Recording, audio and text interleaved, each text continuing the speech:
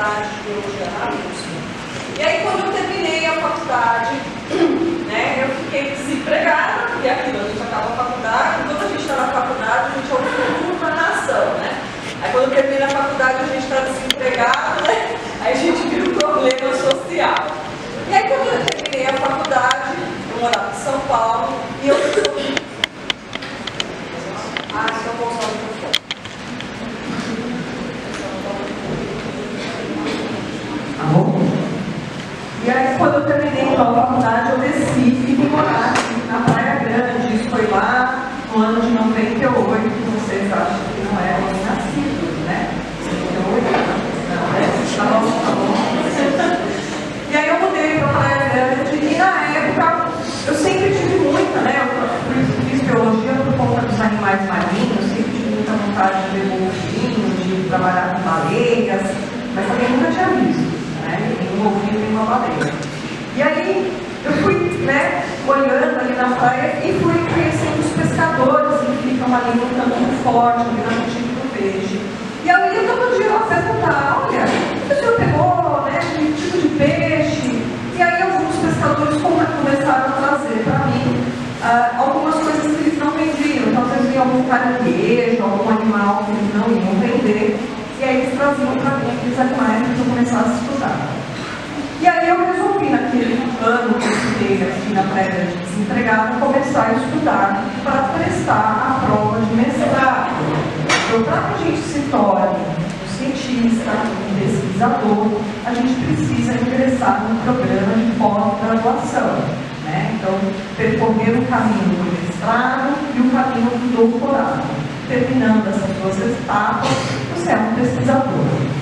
E para fazer um mestrado, você também faz uma prova, né, na universidade. Então, eu passei um ano ali estudando, e aí fui e prestei a prova no Instituto Oceanográfico da USP. E falei, bom, ali deve ter algum professor que trabalha com golfinho, que trabalha com baleia. Não tinha, tá? Não tinha ninguém. Na época não tinha ninguém. Mas, enfim, teve um professor que topou, olha, se você conseguir material, golfinhos e baleias, eu vou te ajudando a fazer o trabalho. E aí, no final de 99, eu passei no mestrado e comecei efetivamente o meu trabalho de mestrado. Porém, já em 98, com a ajuda dos pescadores, né, veio, né, o pescador me trouxe, ele me ligou e falou assim, olha, veio um peixe muito grande na minha rede, um peixe que eu não sei qual que é. Você não quer vir dar uma olhada? Enquanto eu cheguei lá na peixaria, para minha surpresa, não era um peixe, era um golfinho. O golfinho se encostou na rede de pesca dele e morreu. Então vamos lembrar que o golfinho é mamífero, né? Como nós, os golfinhos, as baleias, e já que eles são mamíferos, eles têm pulmão. Eles precisam subir para respirar o ar. E ele se prendeu, o golfinho estava nadando, prendeu na rede de pesca. Essa rede de pesca, ela fica no mar, então o pescador coloca à tarde e só vai buscar no dia seguinte essa rede. Então assim fica sozinha ali. Então o animal nesse meio tempo bateu na rede, não tinha ninguém para socorrê-lo, e ele acabou morrendo afogado, né? É isso mesmo, o bicho ficou preso lá embaixo, a gente pensa, poxa, o golfinho morreu afogado, mas é isso mesmo, né? E aí esse pescador trouxe para a terra. Quando eu vi que era um golfinho, eu falei, nossa, né? É um golfinho de uma espécie que eu também achei diferente, que é um golfinho que tem um bico, né? Um rosto bem comprido. E aí, na época, eu liguei para um professor amigo meu lá da USP e contei para ele. Ele falou, Carolina, traz esse animal agora para a USP, porque é um animal muito raro. Também não tinha consciência daquilo. Da mesma forma que vocês, eu estava começando a minha carreira, né? Nem imaginava que um dia eu seria pesquisadora, nunca imaginei isso. E levei esse golfinho, então, para São Paulo. Isso foi em setembro de 1998. E a partir daqui, as coisas foram meio que acontecendo. Então, vou contar para vocês um pouquinho sobre esse golfinho, tá? E eu coloquei, a gente está chamando, né, de mulheres na ciência, porque, obviamente, eu vou estar contando meio que o meu relato de vida, né, até agora, né, na ciência, e as dificuldades, né, que a gente encontra, não só para as mulheres, mas as mulheres mais que os homens ainda, tá? Então, Então vamos lá, vou mostrar esse golfinho para vocês. Pode passar, por favor. Esse é um golfinho aí, vai ter depois um vídeo que vocês vão ver um pouquinho melhor. Esse golfinho se chama Toninha. É um golfinho, tá? O nome científico dele é Pontoporia lenguinha, o nome biológico, científico. É um golfinho muito costeiro, tá? Ele tem águas muito próximas da gente. As toninhas, elas gostam de viver mais ou menos atrás das ondas. Tem aqui na Praia Grande muito, tá? Tem bastante toninha na Praia Grande. Mas por que a gente não vê? Porque as toninhas são um tipo de golfinho que, diferente de outros golfinhos, é bastante tímido. É um golfinho que se afasta de embarcações, é um golfinho que se afasta do ser humano, né? E por ser também um golfinho pequeno, o máximo que ele chega a 1,5 metro de comprimento. E a coloração, notem que a coloração é um cinza amarronzado, exatamente da cor da nossa água. Então é um golfinho que a gente chama de golfinho crítico, golfinho que fica escondido. Então, se você entra na água e ele está por perto, antes mesmo de você enxergar ele, ele já te viu e ele já foi embora. Então, é por isso que é difícil ver. Mas eu saio de barco. Ele ouve, né, o barco muito antes da gente se aproximar. E aí, com isso, também ele se afasta. Então, por isso que é tão difícil. Só que, como esses animais acabam se prendendo na rede de pesca, a gente sabe que eles estão comendo aqui na região. E, para nossa surpresa, para minha surpresa especialmente, aquele golfinho que foi trazido lá em setembro de 98 era a primeira informação dessa espécie no litoral de São Paulo. Olha que informação, né? Eu jamais imaginei que eu estava segurando ali um dado científico tão raro, porque, né?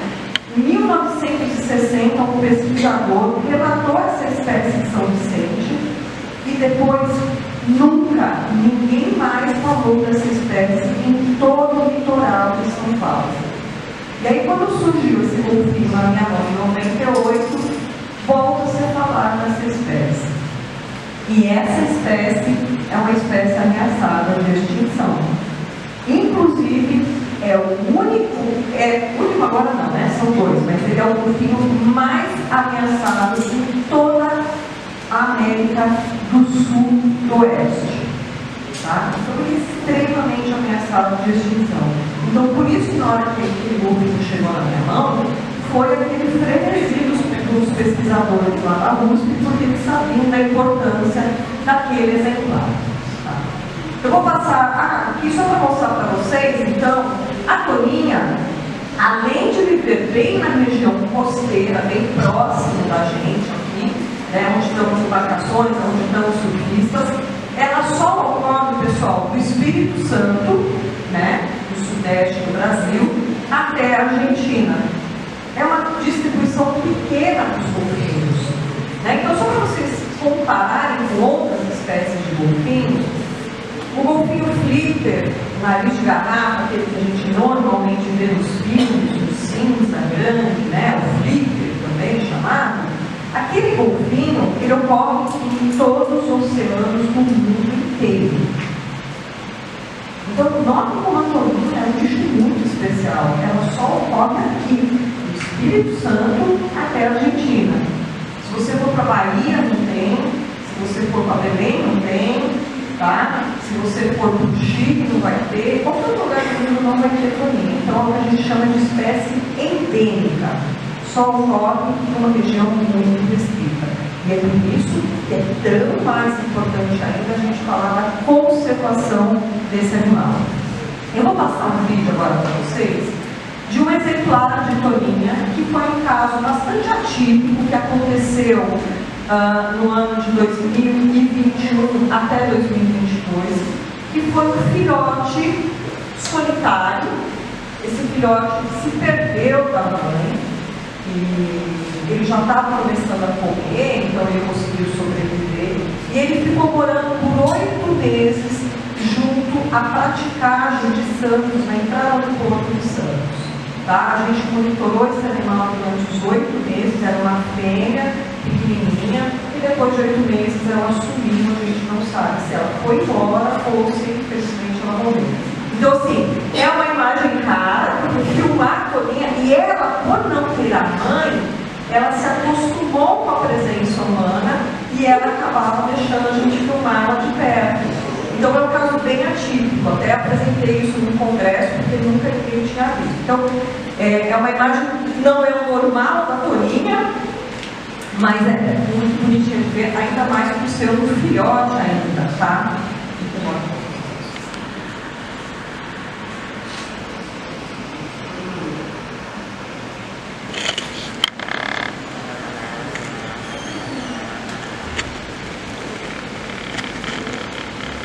Tá vendo? Ela entrava no Porto Santos, é um filhotinho ainda, uma fêmea. Notem o bico bem compridinho, tá vendo? Olha lá. Isso é uma característica da espécie. Ali em cima, né, é o orifício respiratório, por onde ela respira. Não entra água no orifício respiratório, tá, gente? É o nariz. Se entrar água ali, ela se afoga, que nem a gente, como se estivesse entrando água pelo nariz. Então, baleia e golfinho não solta água por aqui. Aqui é coisa errada de desenho que a gente vê, tá? O que sai por aquele buraco é água. Ah, mas professor, eu vi no National Geographic, no Animal Planet, no BBC, a orca soltando um borrico cheio de água daqui. Não é água. Parece água, mas é vapor que acontece ali. Porque geralmente essas filmagens de orca, elas são feitas em áreas muito frias. Então, por exemplo, o Alasca, né? A temperatura do corpo desses animais é em torno de 38 graus. Então, quando o ar sai do pulmão, sai a 38 graus. Aí a temperatura externa está a menos 10, então na hora que sai aquilo já condensa e aí fica parecendo realmente água, mas na verdade são gotículas que acabaram de... Tá bom? Então, quando vocês verem um desenho de baleia soltando água, né? Aquilo ali está errado. Então, enfim, essa espécie, vamos voltar para a apresentação. Pessoal, fiquem à vontade de fazer perguntas, me interromper. Não vamos deixar para o final, não, porque senão vocês acabam esquecendo, tá? Não tem problema nenhum parar e perguntar. Alguém já quer fazer alguma pergunta? Alguma curiosidade sobre esse golfinho vivo aí? Oi? Ela perguntou como que é o nome daquele buraquinho por onde respira. É o nariz, mas a gente chama de orifício respiratório. Né? Então, o orifício respiratório da baleia. Pode perguntar. Por que os golfinhos não têm brancas, eu acho que nem os tubarões ou outros peixes? Porque eles são mamíferos, eles têm pulmões.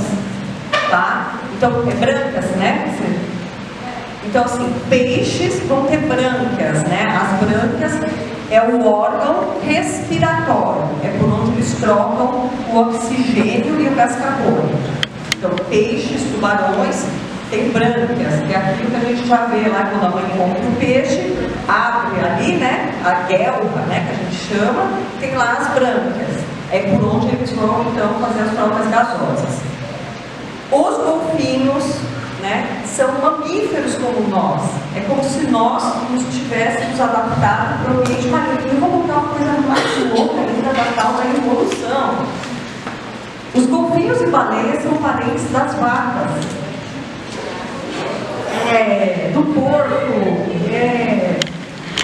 Então, assim, uma baleia nada mais é do que uma vaca que se adaptou ao ambiente aquático. Claro que é um processo evolutivo, onde isso demorou milhões de anos para acontecer e foi um evento gradativo. Pense no hipopótamo. O hipopótamo não vive meio em terra, meio na água, ele está um passo lá. É exatamente isso. O hipopótamo é parente das baleias e dos golfinhos também. E é parente da vaca. Então, assim, vaca, hipopótamo e baleia e golfinho. Tá? Então, da mesma forma que o hipopótamo e a vaca, os golfinhos e as baleias têm pulmões. E é por isso que eles têm que vir para a superfície para respirar e mergulhar. e voltar, soltar o ar, pegar água. Vou contar mais uma também, que aí não é baleia e golfinho, mas que já é legal vocês saberem também. As tartarugas marinhas também possuem pulmões. Então, elas também precisam sair, né, para a superfície para respirar. Inclusive, as tartarugas, elas permanecem bastante tempo na flor da água, ali na superfície boiando, né? Elas nem ficam mergulhando muito, só mergulham na hora de comer. Acho que tartaruga marinha, acho que quase todo mundo aqui já viu, né? Alguém já viu por aqui o São Vicente, tartaruga? Sim. Só isso, viu, gente? Vocês não vão pra praia olhar o mar, não. Só ali na Ponte Pêncil, ali, ficar ali na biquinha ali, vocês vão ver. Tem muita gente, tem muita tartaruga verde, que é uma espécie bastante comum na nossa região. E olha que louco. Essas tartarugas que estão aqui se alimentando são juvenis bem pequenos, que acabaram de chegar nas áreas de reprodução. Esses animais se reproduziram. Alguém sabe me dizer onde esses bichos nasceram, onde essas tartaruguinhas nasceram? Na areia da praia, mas da onde? Não pode soprar, Douglas. Pessoal, elas nascem em Fernando de Noronha, longe pra Chuchu. E aí elas nascem lá e vêm migrando, né, para morar toda a fase juvenil delas aqui no estado de São Paulo e Paraná. Aí depois que elas se tornam adultas, elas voltam para o Nordeste para se reproduzir lá. Tá? Aí nascem os filhotinhos, eles demoram mais ou menos em torno de uns 5, 6 anos para chegar aqui. Não que eles demorem tudo isso nadando, é porque eles ficam paradinhos, se alimentando, e quando eles chegam aqui em torno de 5 anos. Aí eu já estou indo para cá, vamos lá. Tá? Pode passar, Douglas. Então, assim, tudo começou, né, a minha história na ciência, sem eu saber que eu ia virar pesquisador um dia, sem essa pretensão, nem como eu só queria trabalhar com golfinho, queria ver golfinho, porque eu era apaixonada pelos bichos. Tudo bem que meu trabalho era com animais mortos, né? A gente sonha com o SeaWorld, com baleia pulando, e não é essa a realidade do pesquisador. O pesquisador, ele vai trabalhar com aquilo que é necessário ser pesquisado, muitas vezes, ainda mais a gente, um país tão carente ainda de ciência, e foi exatamente isso. Todo o meu trabalho foi focado na questão da captura acidental, conhecida em inglês como bycatch. O termo bycatch é em inglês, que vai significar captura acidental. Ou seja, o pescador não quer pegar a tartaruga, ele não quer pegar o golfinho. Não é a intenção dele. Ele coloca a rede para pegar o peixe. Porém, esses animais, pelo fato de não enxergarem essas redes, acabam se prendendo. E como a gente acabou de falar, eles têm pulmões. E aí eles não conseguem subir e respirar e acabam morrendo afogados nessas redes. Esse problema da captura acidental é um problema mundial, no mundo inteiro. Não é um problema exclusivo da Praia Grande, não é um problema exclusivo do Brasil. Existem pesquisadores no mundo inteiro trabalhando com essa questão, tentando resolver esse problema. Porque proibir a pesca a gente não pode, concorda?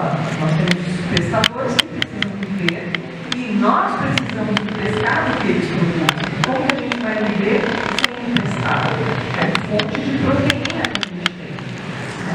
Então nós precisamos encontrar uma solução. Eu espero que dessa sala saiam alguns pesquisadores para tentar justamente solucionar esse grande problema. Como fazer o golfinho e a tartaruga enxergar a rede de pesca? Será que é através de algum equipamento que a gente vai colocar na rede? Nós, agora, nesse exato momento, iniciamos um projeto onde nós estamos colocando alarmes acústicos, né, nas redes. Quem que desenvolveu? Não pode colocar nada que brilhe, alguma coisa química que faça a rede brilhar? Tem muitos testes. Então, assim, para as tartarugas tem sido usado algumas coisas com iluminação. Qual que é o problema? Quando você põe alguma coisa com iluminação, você espanta o peixe. Aí o pescador não quer utilizar por conta disso. Então, é uma equação difícil de resolver, né? Não é fácil. Esses alarmes acústicos, eles funcionam para os golfinhos, mas não funcionam para as tartarugas, tá? Não afasta peixe, porque a frequência sonora que é emitida pelo alarme acústico é uma frequência específica para golfinhos, uma frequência da qual os peixes não ouvem.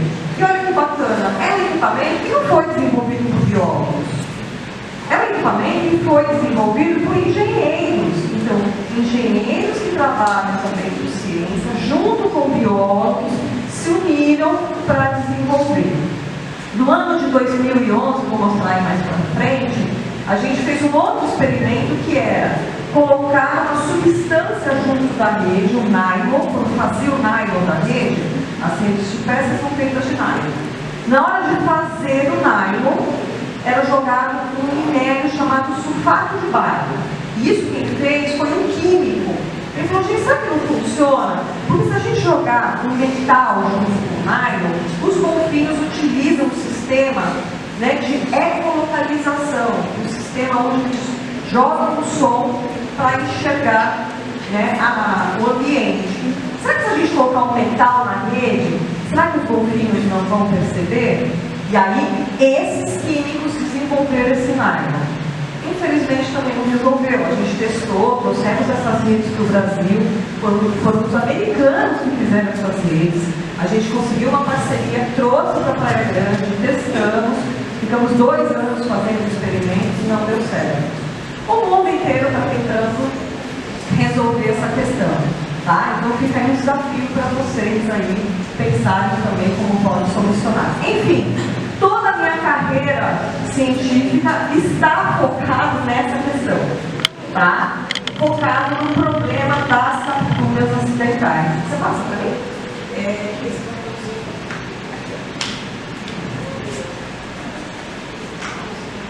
Aí eu, quando era criança pequena em Barbacena, lá em 1998, tá vendo? Novinha, conversando com os pescadores. Então, o meu trabalho, essencialmente, né, no começo e até hoje, é o diálogo aberto com os pescadores.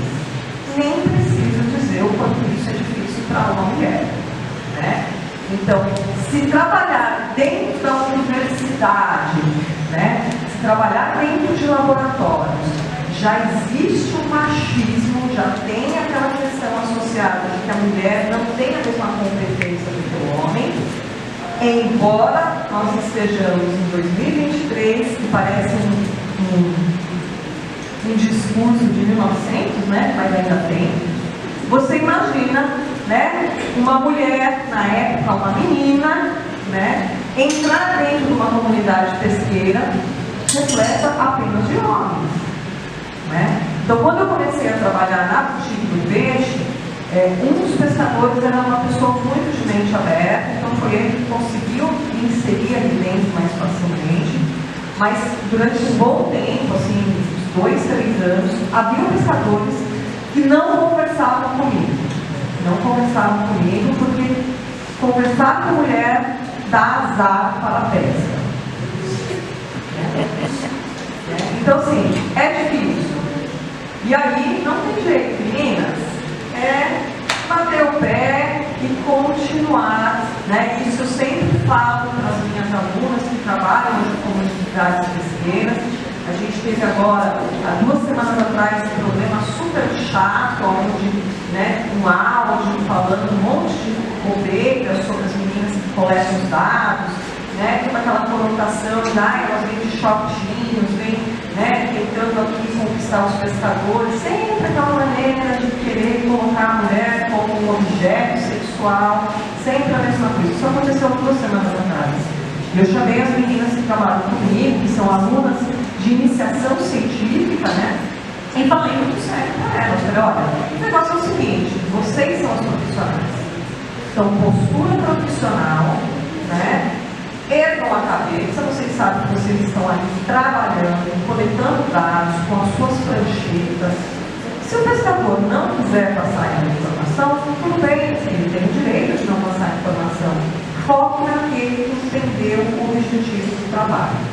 né? Não percam a cabeça, não entrem em discussão que não é necessária, não entrem naquela questão de tentar explicar você ali, naquele local que vai resolver esse problema cultural que infelizmente a gente tem ainda, mas se posicione, né, segura, né, o tal do empoderamento nossa, prancheta na mão e vá conversar com aqueles pescadores que entendem o nosso trabalho. E isso vai fazer o quê? Vai fazer com que os outros comecem a enxergar e valorizar o trabalho de vocês. E é exatamente isso que acontece. Eu tive muita dificuldade no começo, até que um dia houve um problema na comunidade pesqueira e os dados que eu coletava serviram para que os pescadores não fossem retirados da praia. Né? O movimento de retirar os pescadores da praia, para deixar a praia mais bonita, não queria os pescadores. E alegavam que os pescadores não estavam pescando. Né? E aí os dados que eu coletava há mais de 3 anos serviram para chegar e falar, ó, os dados estão aqui. Existe pesca aqui. Nós temos isso relatado há 3 anos. A partir daquela data, todos os pescadores homens entenderam a importância dentro da comunidade pesqueira. Então, demorou 3 anos. Mas chegou uma hora que eles falaram, é importante ela estar aqui. Então é persistência. Né? Persistência e nunca entrar num embate verbal. Tá? Isso é muito importante. Enfim, todo o meu trabalho focado aí, então, na questão das capturas. Olha aqui como a Toninha mora pertinho da gente. A praia é grande no fundo. Olha onde houve, tem uma Toninha que prendeu na rede, né? Olha onde ela foi capturada. Ela está com os prédios, né? Bem pertinho da costa. Pode passar, por favor? Então, aquilo que eu comentei com vocês, como se tornar um cientista? Dizem, né, que é aquela questão aí, ciência, cientista. Pessoal, é fazer faculdade. E a faculdade, mesmo que você não queira ser cientista, façam faculdade. Tem muitas possibilidades. Vocês têm Enem, vocês têm, né, faculdades públicas, né, tem FIES. Não deixe de estudar. Né? Eu sempre falo, quem faz uma faculdade, seja ela qual for, triplica o salário. Triplica o salário. Ah, mas eu quero ser gerente de loja. Vai ser gerente de loja. Mas tendo graduação, seu salário vai ser melhor do que aquele que não tem graduação. Tá? Façam faculdade. Ponham isso como algo inerente da formação de vocês. Faculdade, hoje em dia, não é só para aqueles afortunados. Não é. Coloquem, vocês estão no ensino médio. Não sei que ano, mas enfim. Estudem. Tá? Eu consegui passar na faculdade porque eu passei 1 ano estudando e final de semana era estudando. É 1 ano de sacrifício, uma vida inteira. Eu sei que é 1 ano, bem quando a gente está naquela fase boa da juventude, mas é só 1 ano de esforço ferrado para mudar a vida de vocês. Eu fico imaginando, se eu não tivesse feito a faculdade, que seria aqui hoje, né? Onde eu estaria. Né? Então, assim, põe isso por método. Terminou, você vai estar lá na faculdade, faça como o Douglas fez. O Douglas foi estagiário, foi voluntário dos projetos, se envolvam nas coisas da faculdade, experimentem. É o que eu sempre falo para os alunos da graduação, vai lá e faz, não gostou, é a hora de errar, porque o pessoal não gostei disso aqui não, sai do laboratório e vai para o outro. Vai experimentando, você está lá na biologia tem 1000 coisas, né? O cara vai trabalhar com genética, o cara vai trabalhar com botânica, zoologia, uma infinidade de coisas que ele vai trabalhar. Na graduação, experimenta tudo, porque a gente entra às vezes com uma ideia e sai com outra. Por exemplo, eu entrei na faculdade amando genética, eu falei, nossa, eu amo genética. Quando eu descobri que era genética na faculdade, eu odeio genética. Tá? É isso, a gente vai mudando de opinião e que bom que a gente muda. Então, está lá na faculdade, se envolveu, tenta fazer uma iniciação científicos, é o nosso primeiro contato com a ciência, vai dar tudo errado na nossa pesquisa, mas é isso mesmo, é para aprender. E aí, parte para o mestrado, para o doutorado, que é a pós-graduação. Então, quando a gente fala pós-graduação, existem duas formas de pós-graduação. Existe a pós-graduação lato sensu. A lato sensu, você é especialista, tá? Você se torna um especialista, não necessariamente um pesquisador. A pós-graduação estricto sensu é aquela que vai te levar para o caminho da ciência, tá? A estricto sensu é o mestrado e doutorado para a ciência, né? Então, os programas de pós-graduação existem em faculdades particulares também, tá? Mas os melhores e gratuitos e que você consegue bolsa de estudo, ou seja, você não precisa trabalhar enquanto você está fazendo a pós-graduação, porque o governo te dá uma bolsa para que você se torne pesquisador. Então a gente está falando de uma dedicação ao estudo, a formação de um cientista sendo remunerado, não é aquela remuneração, mas você consegue viver, tá? Então você vai entrar no programa de pós-graduação e você vai conseguir aí, né? Vai ter a possibilidade de ter as agências de fomento pagando para você desenvolver aquela ciência, aquela pesquisa que você se propôs. Então, o meu mestrado, o que foi o meu mestrado? Eu descrevi a produção pesqueira da Praia Grande. E o governo do estado de São Paulo me deu uma bolsa de estudo por 2 anos para que eu desenvolvesse essa pesquisa e apresentasse no final a minha ciência, minha dissertação de mestrado. E eu recebi durante 2 anos uma bolsa para fazer essa pesquisa. Tá? E isso foi meu mestrado. Aí terminei o mestrado e parti depois para o doutorado. Não foi de uma direto, eu fiquei um tempo trabalhando, eu já comecei a dar aula, e aí depois eu fui fazer o doutorado. Tá? Aí o doutorado, eu escrevi um novo projeto de pesquisa, e aí focado só na toninha. Porque eu já tinha bastante amostra de golfinho, e agora vai ser só a toninha. Escrevi um projeto grande sobre quem são as toninhas que ocorrem na Praia Grande, quantas morrem, qual a idade delas, como elas crescem, como se reproduzem, né? Quase o Globo Repórter, né? E mandei de novo, submeti. O governo pagou para que eu pudesse fazer aquela pesquisa também. O doutorado, o mestrado são 2 anos, é uma pesquisa que você desenvolve em 2 anos. O doutorado são 4 anos, você fica 4 anos desenvolvendo aquela pesquisa.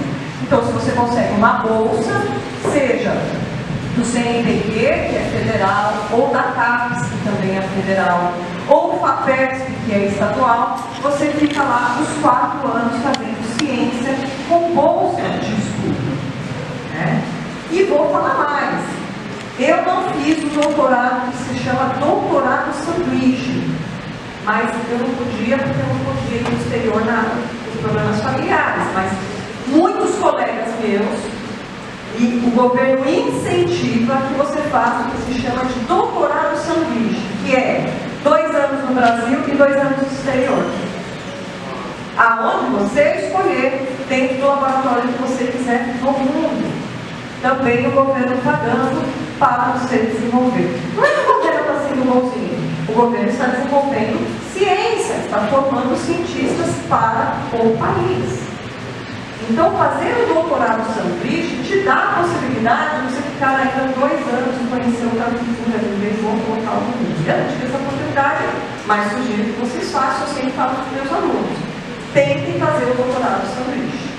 Né? Porque viver 2 anos fora do país deve ser algo muito legal. Então, mirem isso para a vida de vocês. É super factível. Dá para fazer.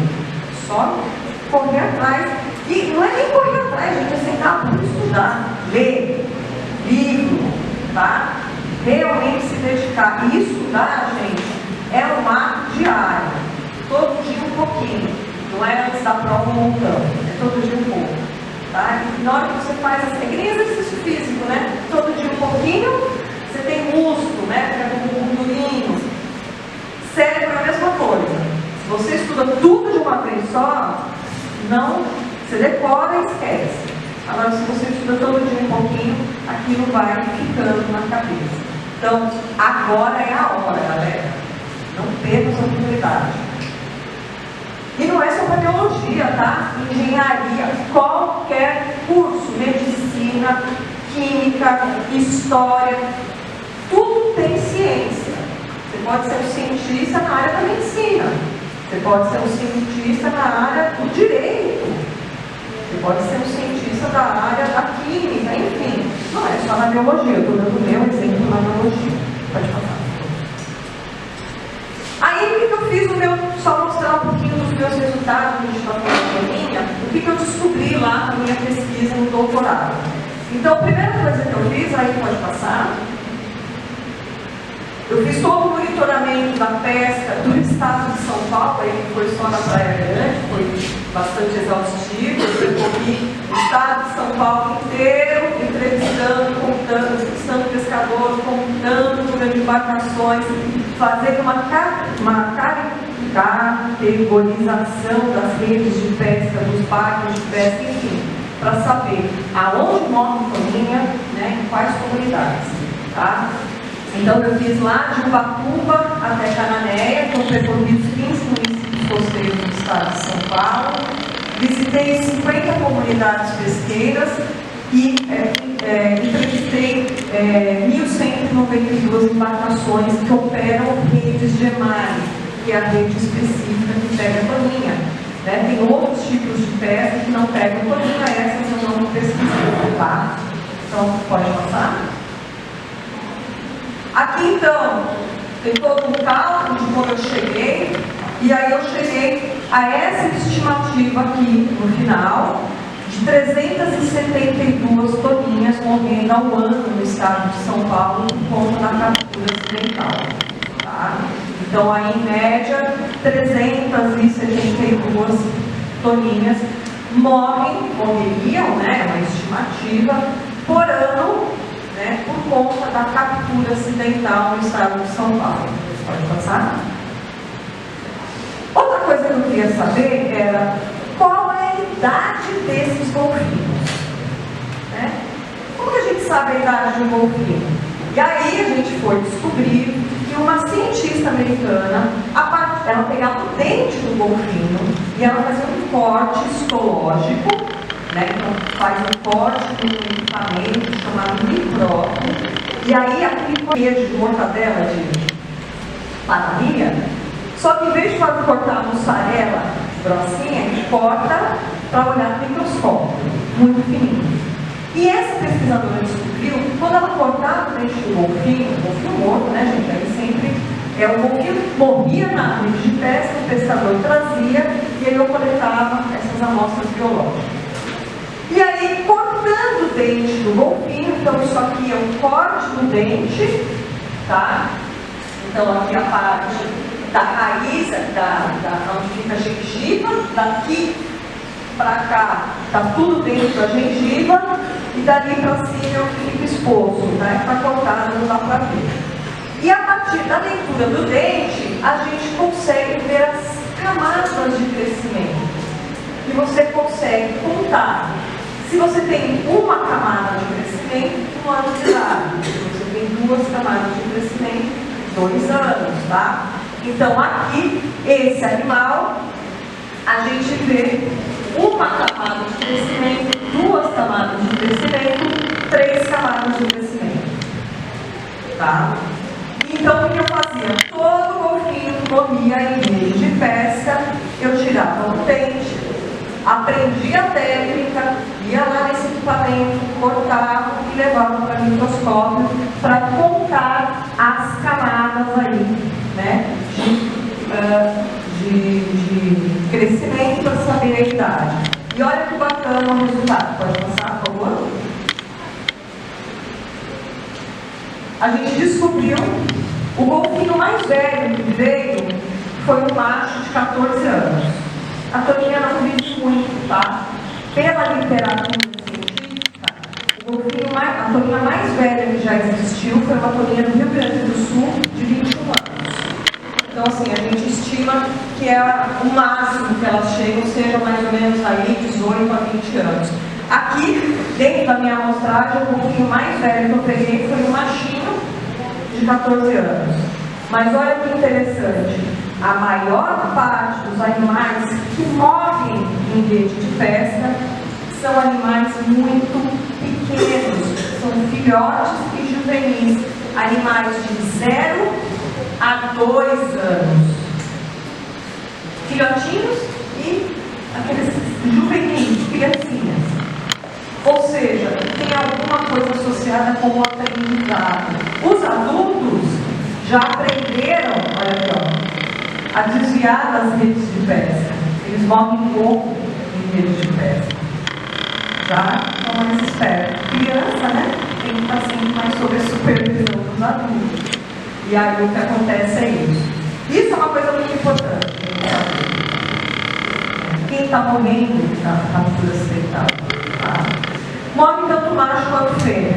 Morrem aí que o gráfico mostra isso, né? Então, o pretinho aqui seriam os machos e o branco as fêmeas. Morre macho, morre fêmea de todas as idades. Tá? Não tem assim, só morre macho, só morre fêmea. Também isso é importante saber. Pode passar, por favor. Isso aqui, olha que bacana.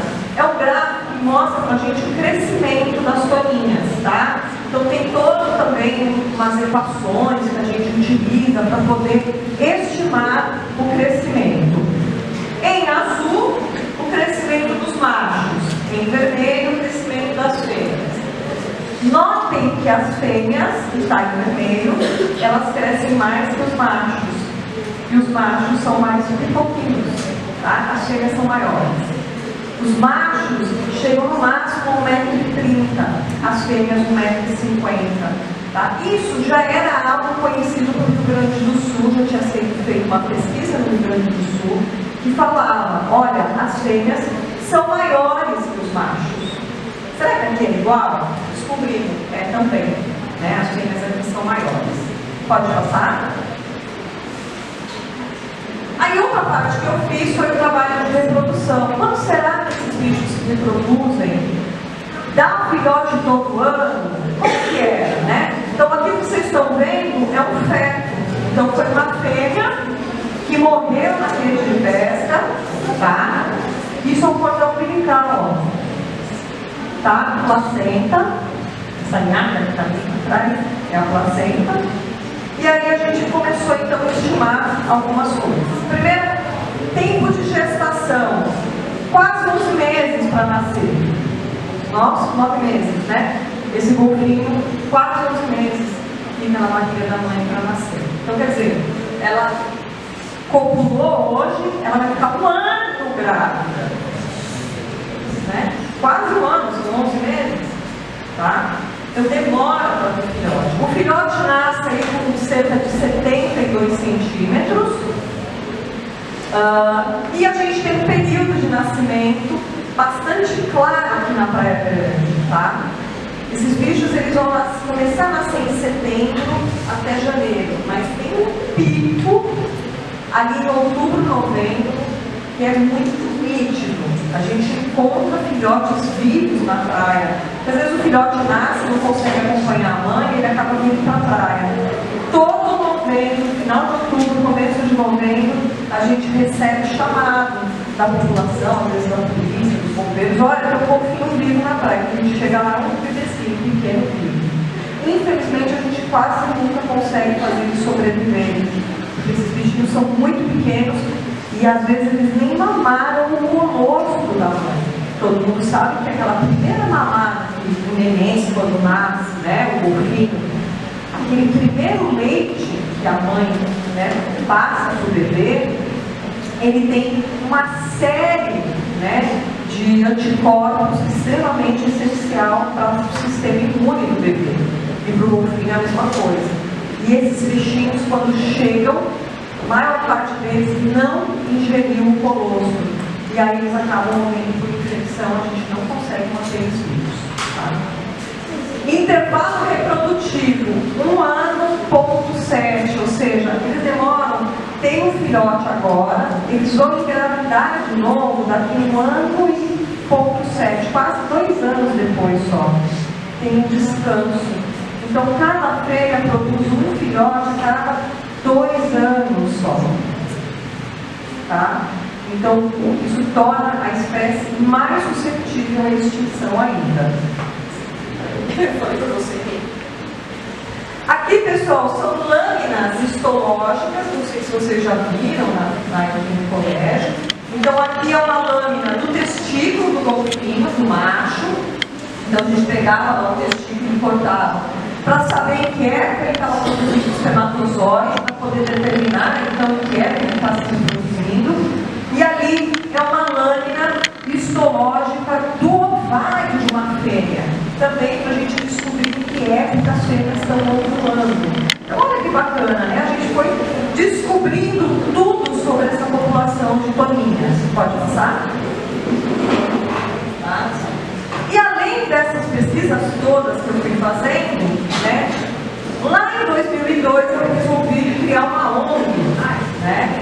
Então hoje a gente tem uma ONG chamada Instituto Biopesca. Vou pedir para que todos vocês depois curtam o Facebook e Instagram, Instituto Biopesca, tá? Que aí lá vocês vão ficar sabendo quando tem palestra, eventos, né? Vocês ficam já convidados para ir conhecer a sede nossa. Hoje ela ainda está em reforma, mas daqui uns 2 meses ela já vai estar aberta para visitação pública. Lá vocês vão conhecer o nosso centro de reabilitação. Pode falar, Douglas? Pode também. Por que eu não fico na tarde? Porque se ele dormir, ele afunda e morre afogado. É verdade, o pessoal fala, mas confia, Maria, não dorme. Eles descansam, mas não dormem. Porque se dormir, afunda e vai morrer afogado. Então a gente fala que eles dormem de um olho aberto e outro fechado. O que eles fazem? Na hora do descanso, eles descansam no lado do cérebro, eles ficam parados, mas na superfície, mas meio que um lado do cérebro está funcionando. Então é como se o olho estivesse aberto e o outro fechado. Descansou aquele lado do cérebro, ele descansa o outro e ativa. Tá? Então vai aos pouquinhos, não dá para dormir, senão afunda. Tá?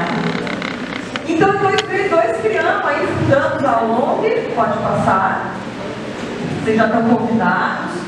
Qual é a missão da nossa ONG, né? É justamente promover a conservação de espécies marinhas ameaçadas de extinção. Então, golfinhos, tartarugas e até tubarões, nós temos tubarões ameaçados de extinção, através de pesquisa e ações de educação ambiental. Tá? Pode passar. A ONG foi fundada na Praia Grande, é uma ONG da Praia Grande. Essa aqui é uma pesquisadora irlandesa, tá? Que veio e ficou com a gente em torno de 6 meses, justamente naquele projeto que a gente experimentou, né, o uso de uma rede diferente para reduzir a captura acidental. Isso foi em 2011, pode passar. Também já estão convidados para conhecer a nossa sala de educação ambiental. Então, quem gosta de trabalhar com educação infantil, nós temos uma sala de educação ambiental que fica dentro da boutique do Peixe, ali no Campo do Forte, na praia. Ela fica aberta de quinta a sábado, das 9 ao meio-dia.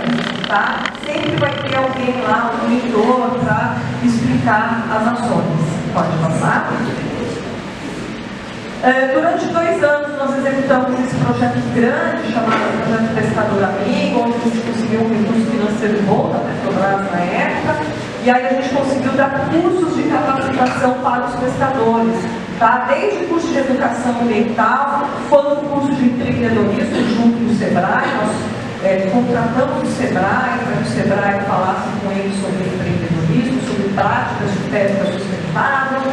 E esse trabalho durou 2 anos e nós montávamos uma sala de aula na praia, literalmente na praia, né? Um terror de calor, de canseira, mas valia muito a pena, porque o pescador, se você falar para ele, olha, vamos montar o local de uma aula, eles não vão. Agora você monta e sai de uma barraca, já está armada, com a cadeirinha que vai lá, agarra e senta. Aí ele vai, fica mais fácil. Então foi isso que a gente fez nesses 2 anos. Pode passar?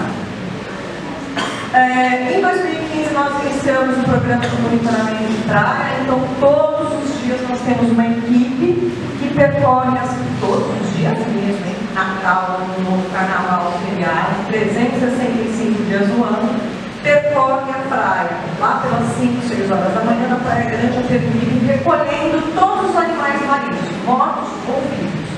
Os mortos são feitos necrópsia para determinar a causa. E no nosso centro de reabilitação, tá, que a gente tem aqui na Praia Grande, então, centro de reabilitação para esses animais que depois são soltos. Tem uma pergunta, pode fazer.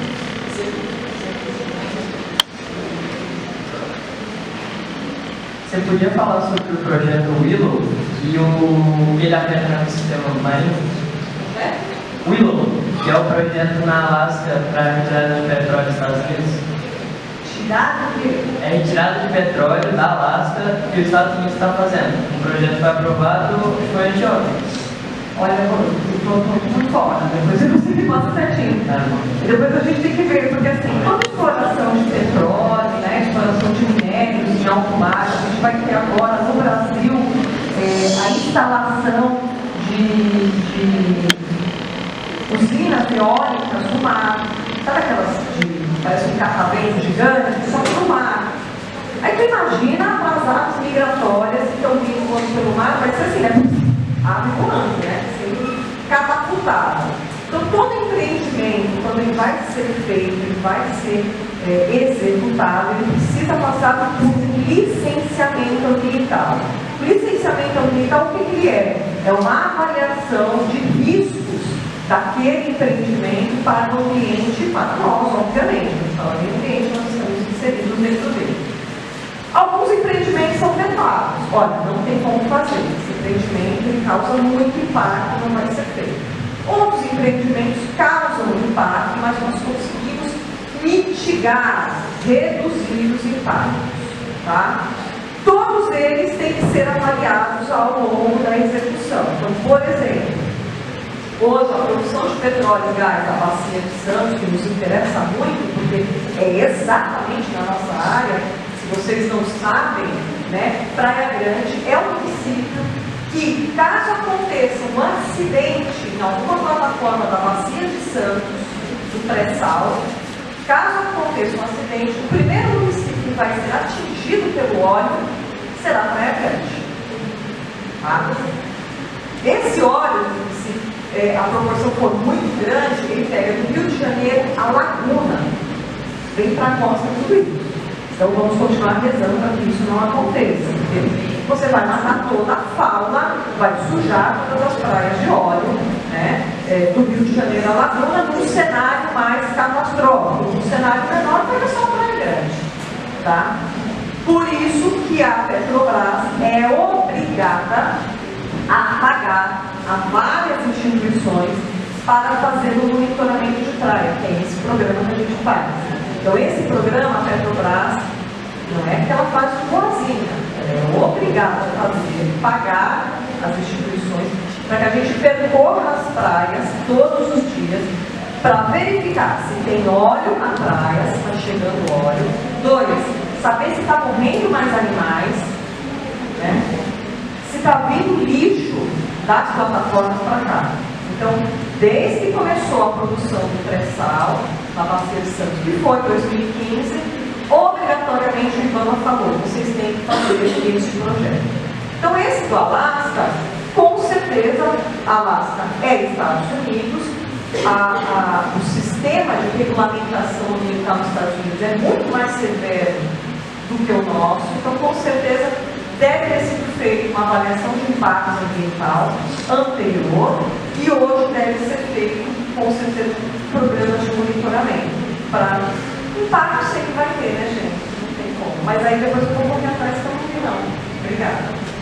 Tá? Então, legal que a gente já até explicou, a pergunta teve tudo a ver, porque é exatamente isso. Isso é uma atividade que a gente desenvolve por conta, né, do impacto que é causado pela produção aí de petróleo. Tá? Pode passar. Por conta de toda a contribuição, né, dos dados que a gente obteve aqui na Praia Grande com as Cunhinhas, a gente foi convidado lá em 2010 pelo governo federal, o Ministério do Meio Ambiente, para ajudar a redigir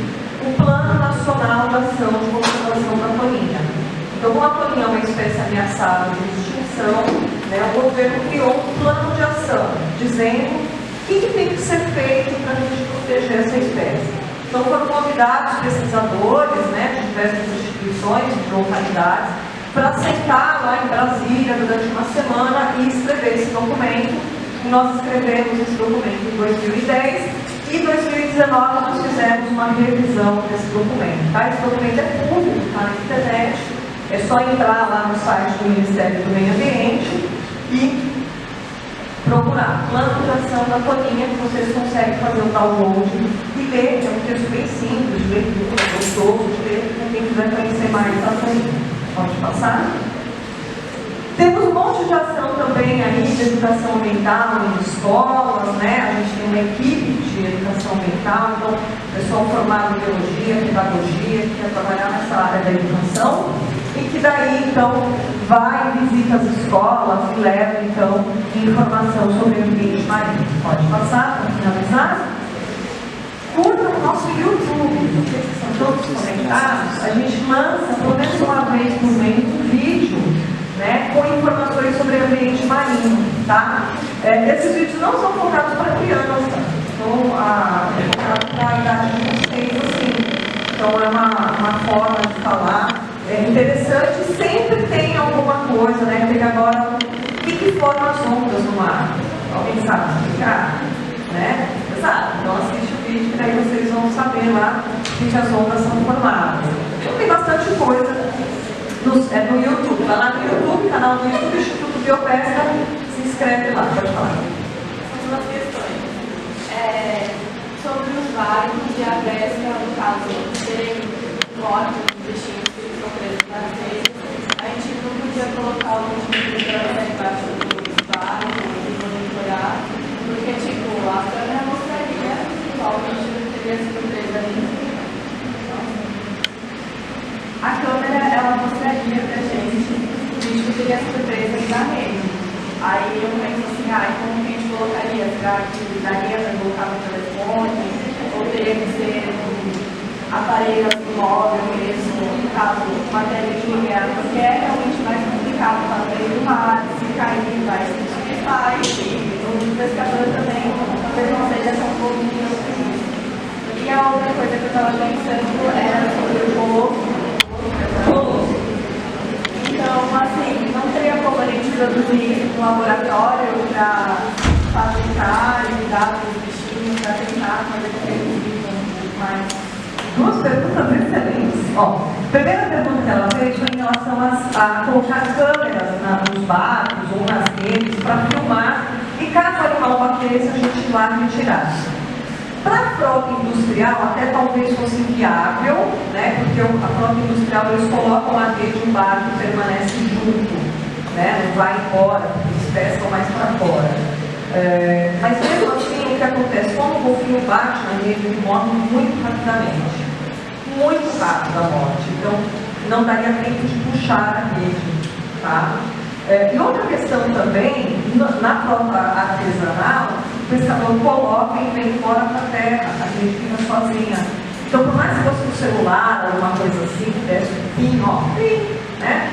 Até ele pegar o barco e entrar lá no nosso cliente, já teria muito afogado. Porque quando eles batem na rede, esses animais ficam livres, né? Eles não sabem que está preso, eles entram num estado de estresse muito rápido. Eu estava no barco uma vez, o cara tinha acabado de soltar a rede, soltou a rede, e aí nós começamos a limpar o barco, tirar a sujeira do barco, no meio da rede, afundou, fez tudo.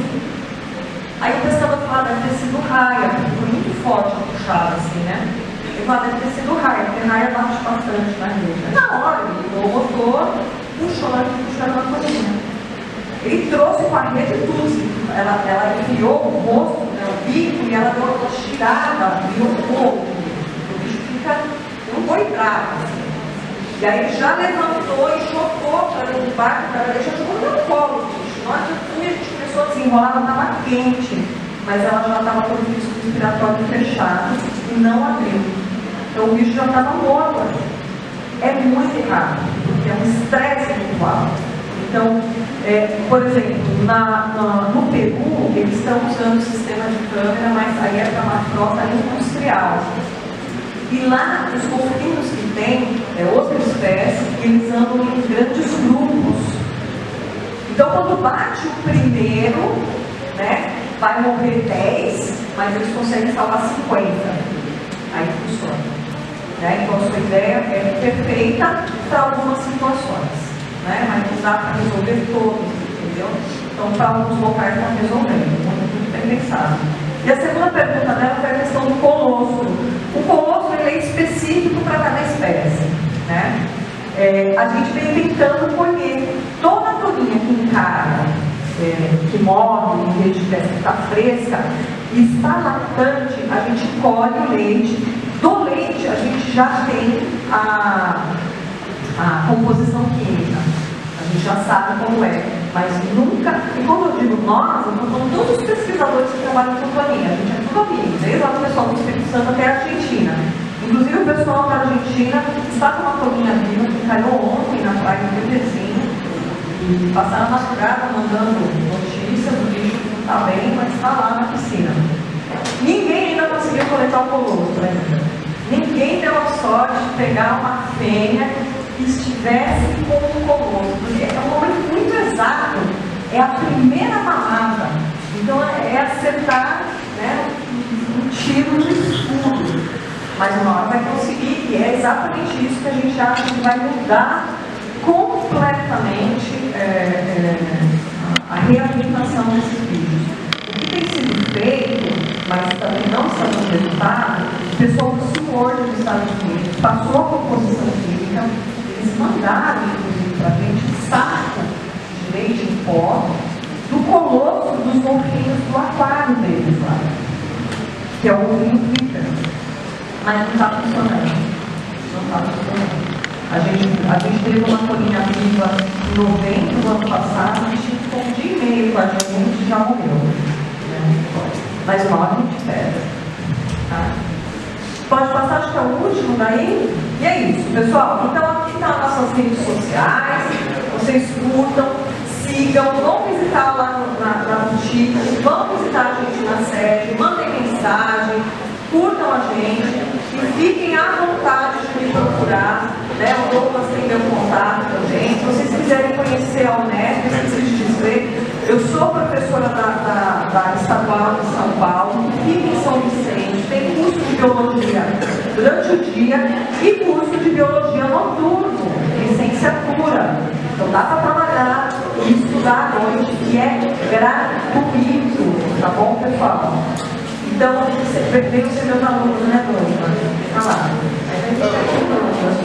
Pessoal, alguém quer ser meu estagiário?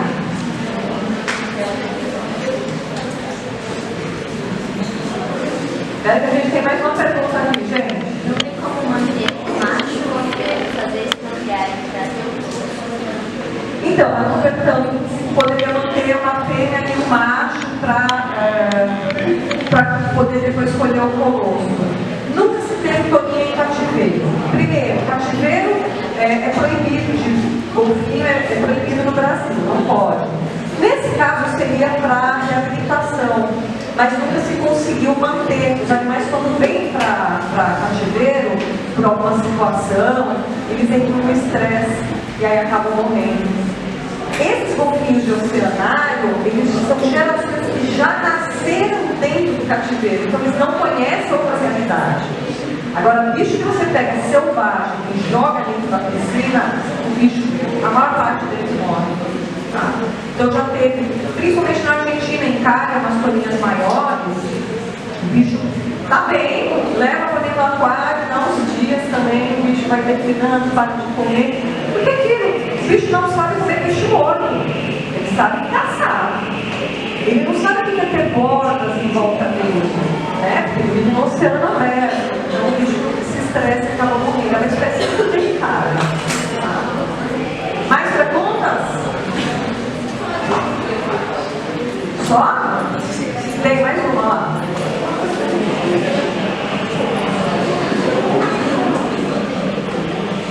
É verdade que o golfinho vai assim?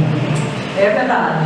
Os golfinhos, essa espécie de golfinho, ele perguntou se é verdade que os golfinhos se drogam com baiacus, né? O baiacus tem uma substância que ela ativa certos neurônios, não é uma droga, mas que ativa a produção de serotonina e noradrenalina, que são os neurotransmissores que dão prazer, tá? Então, por exemplo, na hora que você tem um orgasmo, na hora que você tem alguma coisa muito legal, tem uma mega cena, você tem uma injeção desses neurotransmissores. Esses baiacus têm essa substância e os bichos descobriram e falaram e comem. Não tão bom.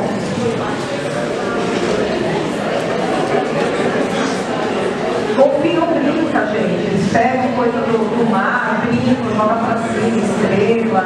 Eles são muito interativos eles. Não todas as espécies, mas algumas sim, tá? A orca, né, que o pessoal fala, a orca assassina, a baleia assassina, a orca tem curiosidade por embarcação. Então, quando ela vem em embarcação, ela vem pra cima. A gente teve um registro, eu fiquei 40 minutos com uma orca aqui na Praia Grande, no Canto do Forte, dava pra ver de terra. Dava pra ver de terra a orca. E a gente estava num barco bem pequenininho, ela vinha e subia para olhar dentro do barco, olhar dentro do barco e descia. Ficou 40 minutos aqui, bem legal. Os bichos estão aqui, basta olhar, é a gente que não olha, né? Pessoal, mais perguntas?